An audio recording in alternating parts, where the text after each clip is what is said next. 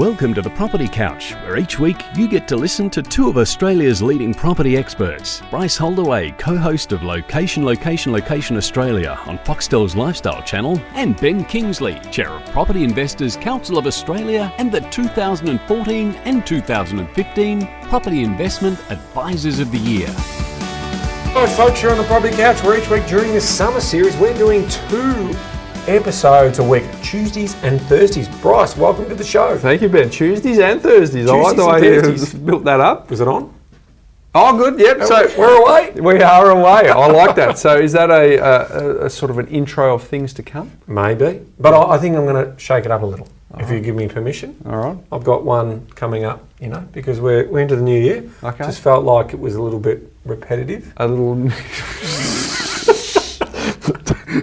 thinly veiled insult there. That's okay.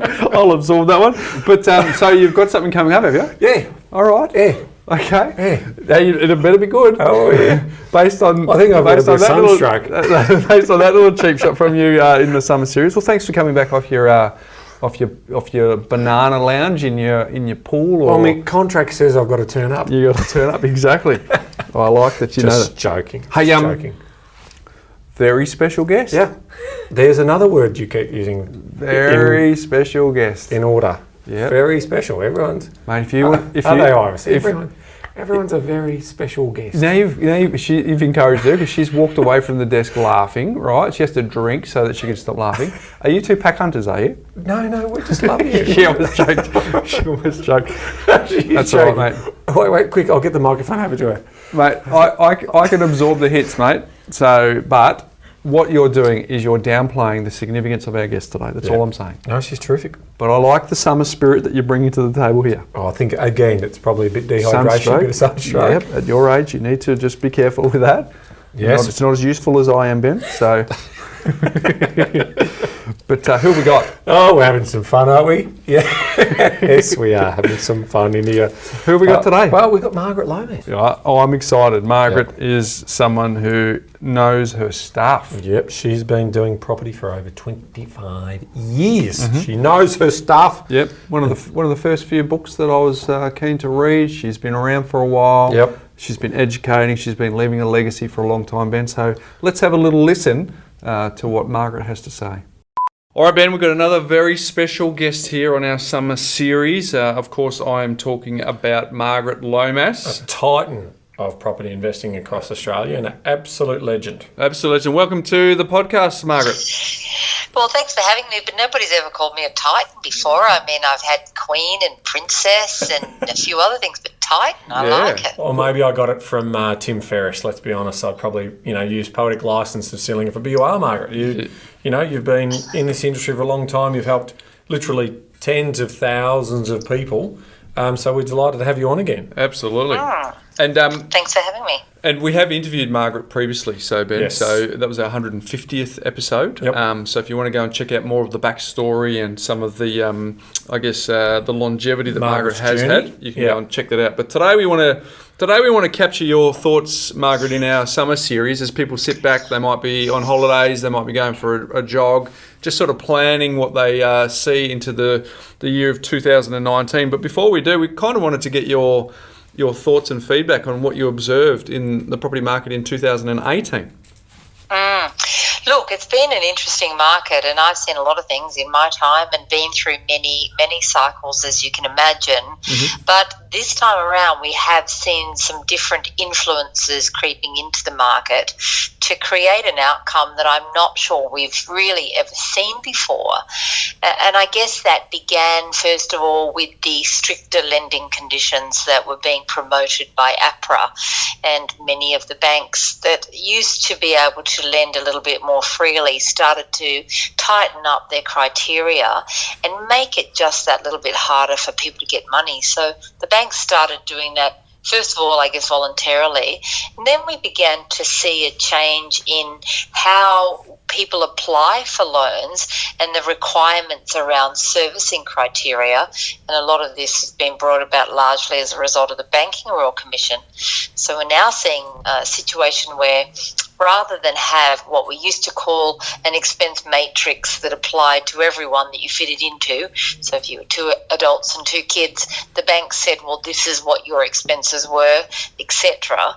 Now you actually have to be able to show what your actual expenses are and prove it as well. So what that's done, of course, is it's limited the amount of money that many people can borrow in a way that it didn't in the past. We're finding it destiny that clients who we used to be able to get maybe $2 million for, we're now struggling to even get them $1 million. So that's having a bit of an impact on the market. And Margaret, just on that point with your brokerage, is it taking longer? Are the assessment processes taking longer with the lenders you're working with? Look, everything takes longer now because it often takes longer for someone to get together that information about expenses for starters. But then, yes, the banks are being more selective. All the different banks seem to have a different target market for lenders at the moment. So if you fit that target, then that's great. But if you don't, you have to go elsewhere. And I guess that's where brokers can come into handy, because they do probably have a better understanding around which bank is more suited to you as a borrower or as an investor. But I guess on top of all of that, we started to see that slowdown in demand in both Sydney and Melbourne, which was a little overdue, particularly in Sydney, and a return to where we would have expected it to return maybe a year or 2 earlier, which is to come off the back of a boom and then plateau for 5 to 7 years, which is the norm. And I guess what that's now done is it's pushed more people into becoming interested in areas like Adelaide and Brisbane. And that's the combined result of the fact that it's harder to get money, you're getting less money when you do apply for funds, and the fact that Sydney and Melbourne no longer present that wonderful immediate opportunity.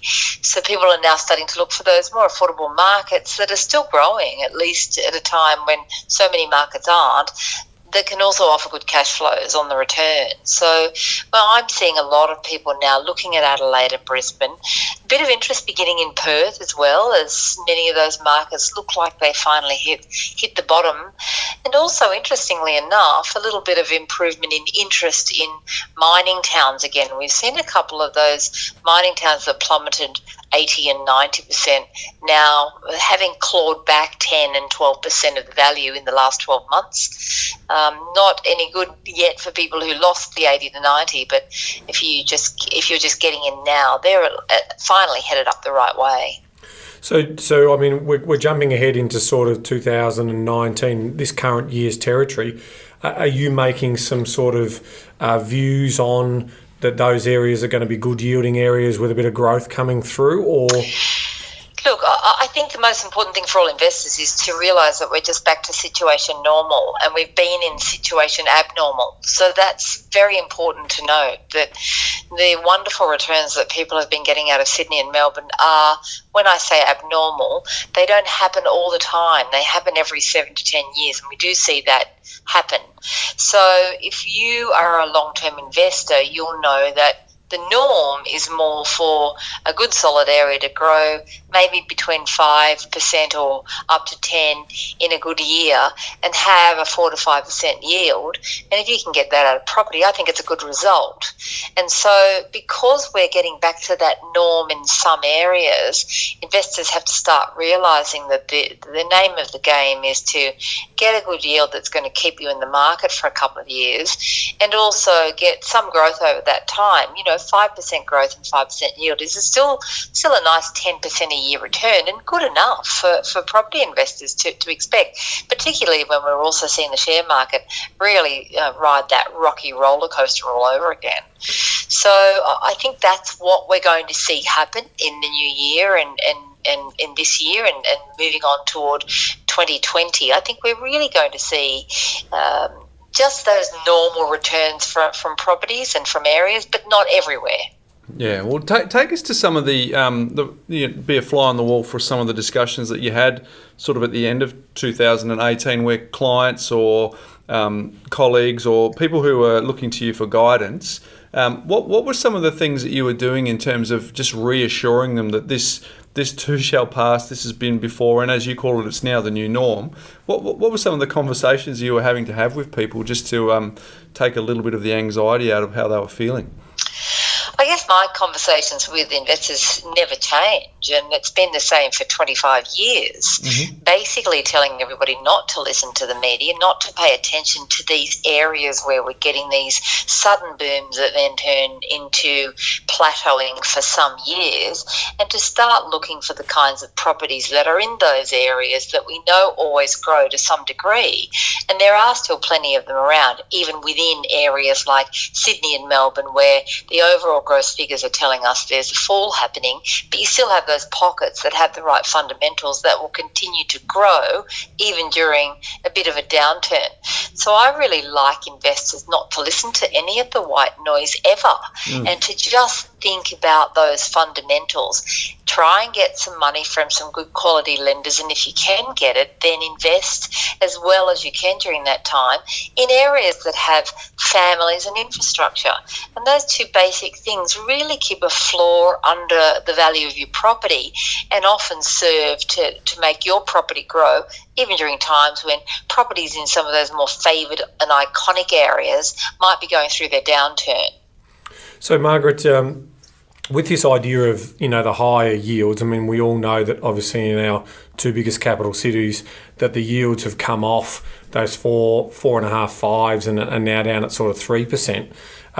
You're probably telling a good story there for the listeners as well around if there is a bit more focus on a bit more yield, how that correlates to potentially borrowing power. And has your language changed to how you're prepping your borrowers around getting their finance and what they need to do to get their ducks lined up around lending because of the sort of more tightened policies and scrutiny that we're seeing from the lenders?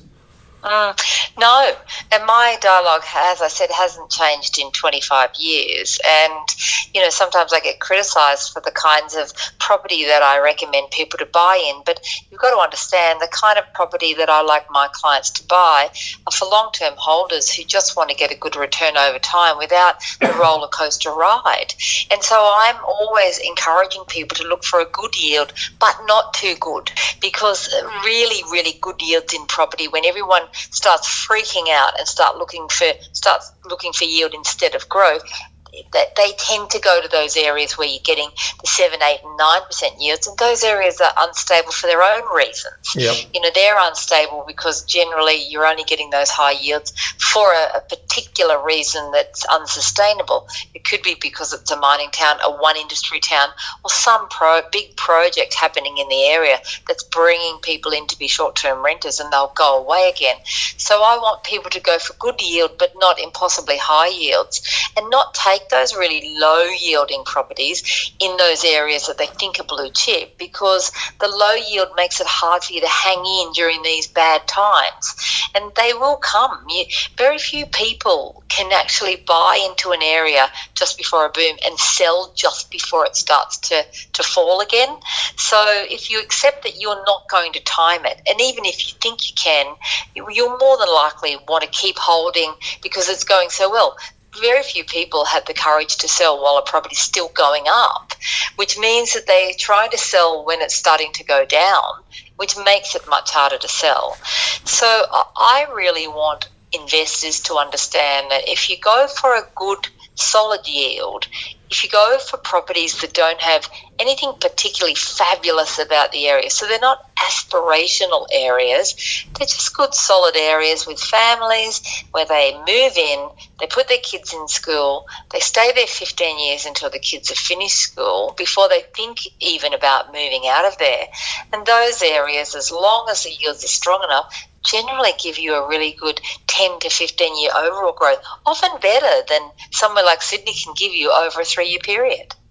So that's great. And coming back into 2018, you launched your new TV show called My Property TV, which is an online show. What was you get a lot of email questions and also people calling in for the show. What were some of the main themes for a lot of those questions that were coming through back in last year? Well, when we first launched the show, and, it's, as you know, Ben, you've been on the show, and Bryce, I'm expecting you sometime in the next couple of months. As you know, when we first launched that show, the idea behind that is purely educational, which it still is. A lot of people can't understand how that can be possible, but we're definitely just putting that show up there for the pure education of people who started to miss that education when the Sky News programming changed and we stopped appearing on there on a regular basis. So initially when we first launched, which was back in August 2018, it was really interesting to watch because, first of all, most of the questions we got in the first couple of weeks were about Sydney, purely about Sydney.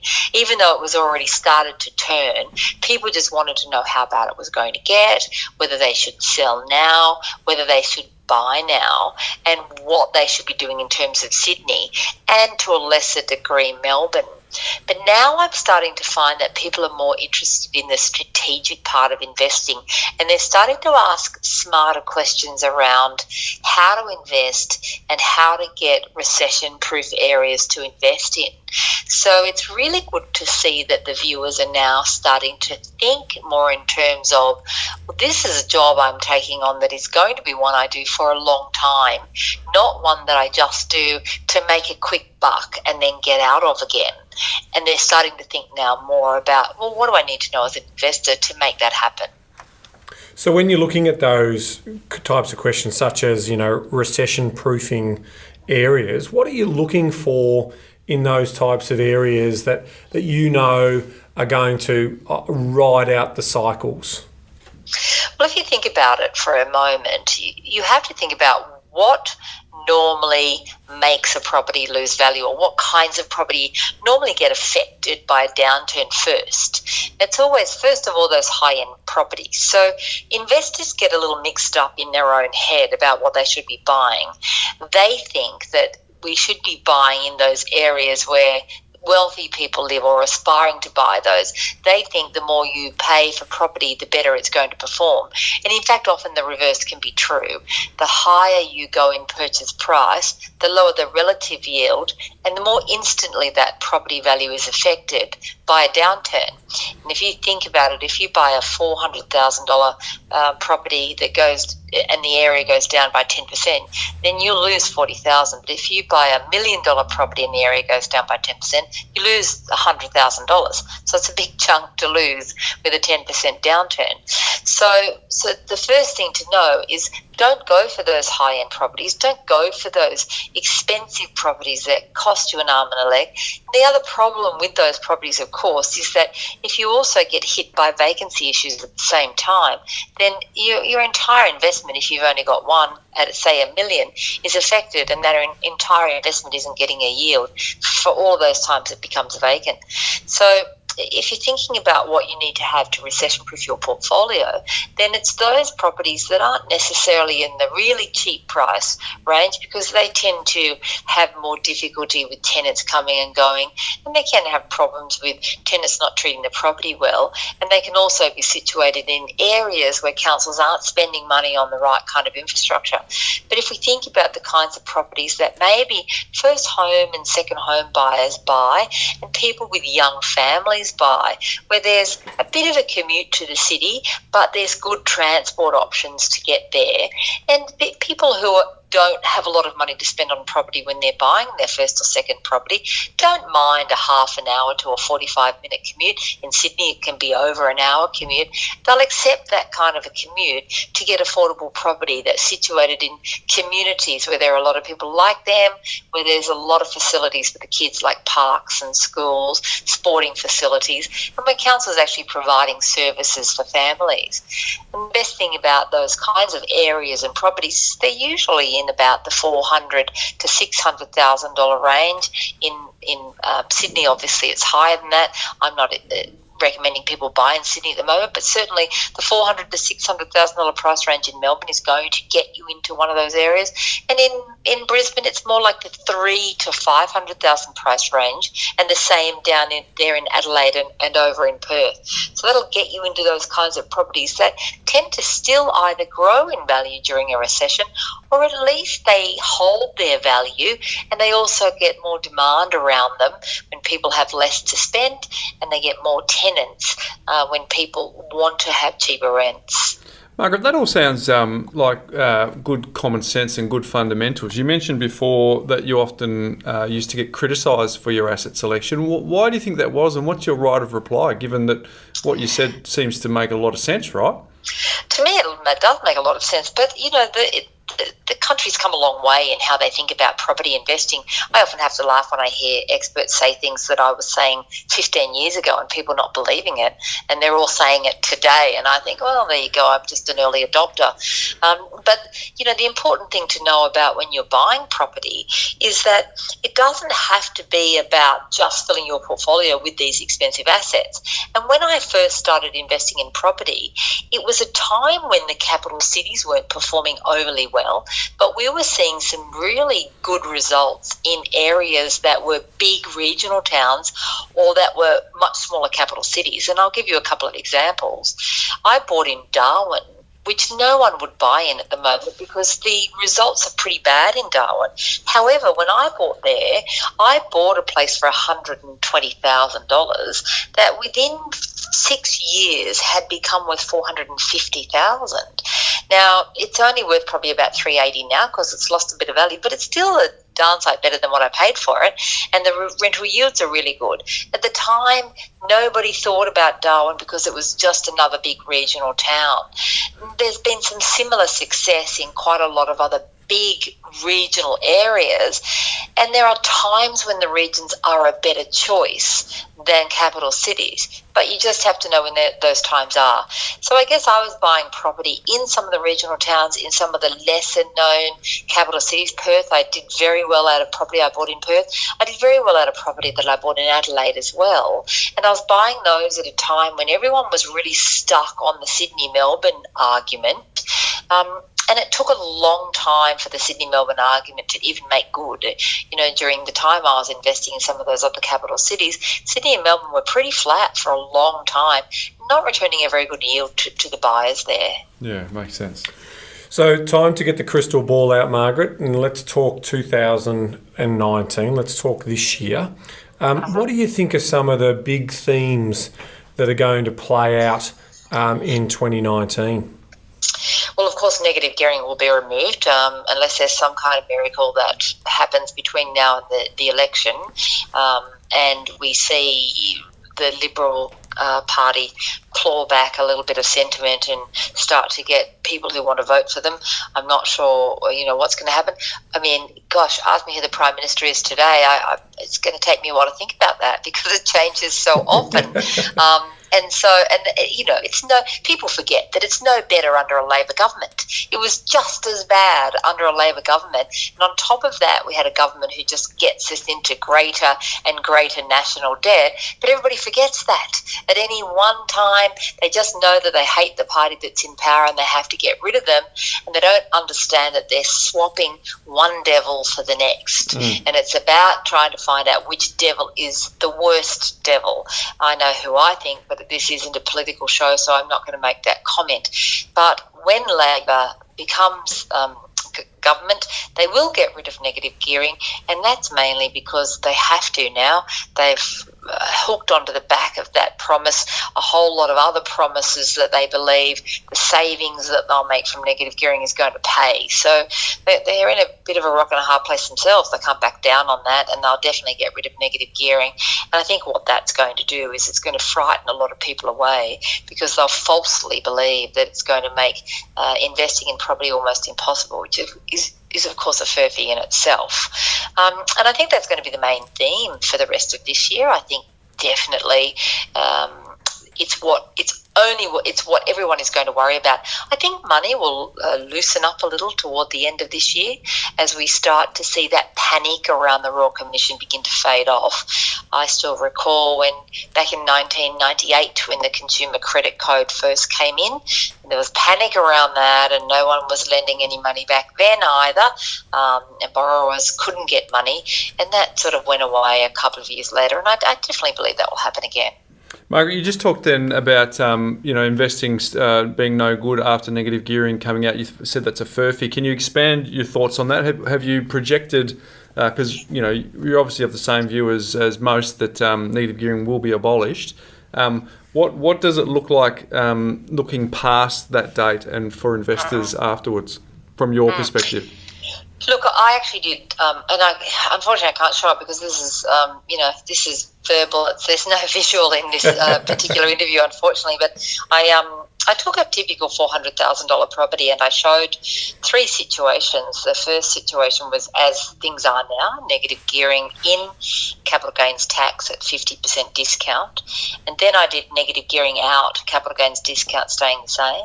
And then I did negative gearing out and capital gains discount reducing to 25% instead of the 50% that it now is, and how it looked over time for that investor. And it was really interesting to note, because the first thing that everybody needs to understand is that the depreciation, first of all, the depreciation, which now we know plant and equipment depreciation is gone, well, the depreciation element of that whole argument doesn't make a big difference, because 85% of depreciation is tied up in the construction, and that will stay. Now, the element of being able to claim your losses really only comes into play in around about the first 5 years. So what happens in the first 5 years, at the moment, any losses that you have over and above what the income is on the property, you can write off against your own income. So if you've got a property that gives you $20,000, costs you $25,000, has another $5,000, for example, in depreciation, it's on paper a $10,000 loss, a real loss of $5,000, but that whole $10,000 can be tax that you don't pay on other income, and it might get you back between $3,000 and $5,000 in tax, which of course then helps you to plug that gap of the $5,000 loss. Now, without negative gearing, you'll only be able to claim the $20,000 loss, and the $10,000 will have to be carried forward, and it keeps getting carried forward year in, year out, until such times as your property gets to the point where it's positively geared. And that happens over time. You know, you raise your rents, you might pay off some of your debt, and pretty soon what's coming in is more than you need to pay all your expenses. And I did a bit of a calculation that showed for most people that happens around about the 5 or 6 year mark. Now, what then happens for the remainder of the time, rather than pay tax on what you're now making because you've got more coming in than going out, you start to use those carry forward losses up each year to write down your profits down to zero every year. And eventually you get to the point where by year 15, you're actually doing pretty good. And if you sold the property after 15 years, the difference between having negative gearing and not having negative gearing all up is only about $10,000. It's not a lot of money. No, it's not a lot. I mean, I wish the Labor Party would make their policy a little bit more transparent, and, you know, some of these details that you're talking about. Like, we're hearing conversations that it's going to form part of the capital costs. And, you know, if those carried forward losses then can't be offset against that, it's going to be a bit more of a cash flow crunch than what you're projecting. And that's the point. I mean, ultimately, if you're going to make such macro reform to your number one asset in the country, like, you know, basically where most store of wealth is in the residential home, it's really important that you tell us what you're going to do. What about companies? What about trusts? What about different types of vehicles that are going to be used? Will they be allowed a negative gear on direct residential property? What's the story? I mean, they've definitely come out and said, no, you won't be able to do it with shares as well. But it really, for me, it's about if they're going to try and introduce this, because one, yes, you know, they may get into power. Two, if they do get into power, when is it going to happen? If you do see that spike coming through, do you see everyone's going to rush to try and grab a couple of negatively geared properties, Margaret? Oh, I will. And I think people should. Definitely should. I mean, if you can get money at the moment, don't wait. Get it and get in there and get those properties. There's no question in my mind you should do that. And Ben, the reason why the government or the Labor Party hasn't been able to come out and tell you how it's all going to look is because they don't know yet. 100%. I mean, this is such a classic case, and one of the worst cases I've seen in my life, where people who have no clue what they're talking about have come out and made this great policy, and none of them understand it. They don't understand negative gearing in the first place. They don't understand property investing.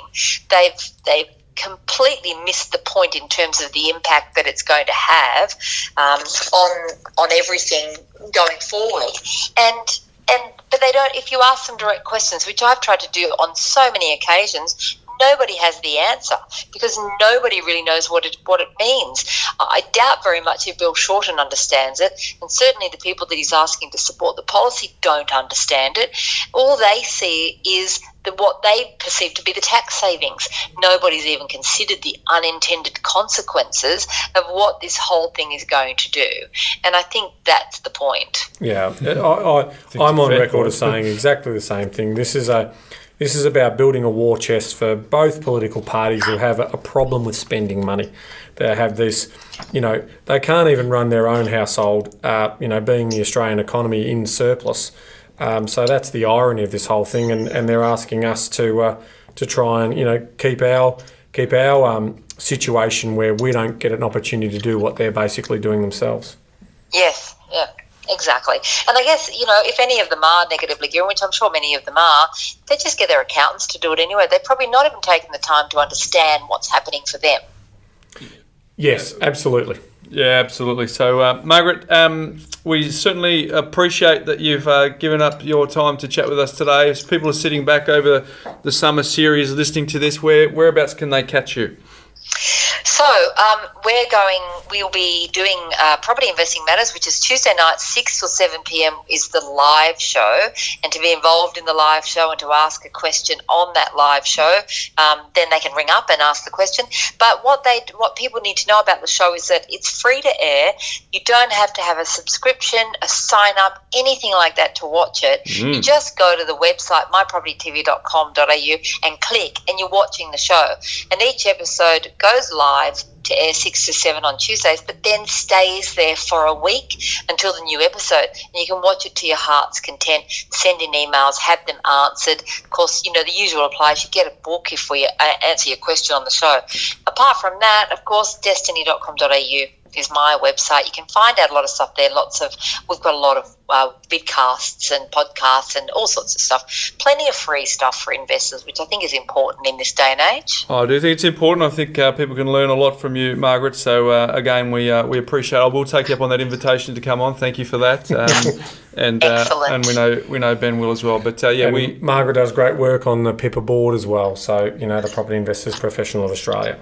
Yeah, Margaret's not only one of the good folks, but she's been doing it for a long time. Yeah. So which is terrific. Long time now. Long time. But we certainly do appreciate you joining us for the summer series. We look forward to having you on the couch sometime in 2019.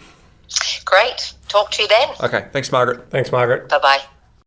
Well, there you have it, Ben. Well, you called it a Titan, yep. But there's a lot of gold in that. There was a lot of gold, and I was keen because I wanted to see what her observations were, and then she's always good with foresight in terms of looking into the future. So it was good to get her. She's opinion. got her style of delivery is it's considered, it's articulate. You can see that she's put a lot of thought into this topic that she spent a lot of years. Yeah, it's her skill sets mastering. So a very thank you, Margaret. Yeah, I was going to say the same thing. Shout out to Margaret. Thanks for coming on to the summer series. It's always a pleasure to have you on. And Ben, but there's still plenty more left in the summer series. I am a bit nervous about you spending all this time in the sun. Yes, well, that's what happens when I get to have some bit of downtime. Yep. I like to get out there and have a kick with the boys. Not so much into a hit of the cricket, but the kick of the footy is always good. But here's a question for you. Yep. Given all this sun and relaxation you're having, knowledge. How's your outro? Empowering, but only if you act on it. Okay, that's all right. No fresh material this year. Just happy with that. That's the most important material I deliver, Bros. All right, very good. All right, folks. We'll see you on the next episode. See you later.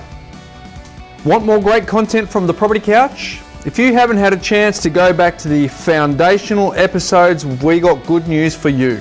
Go to thepropertycouch.com.au/TPC20 and check out the free binge guide, which gives you the insights you need from the first 20 episodes, where we unpack the foundational pillars of the insider's guide to property, finance and money management.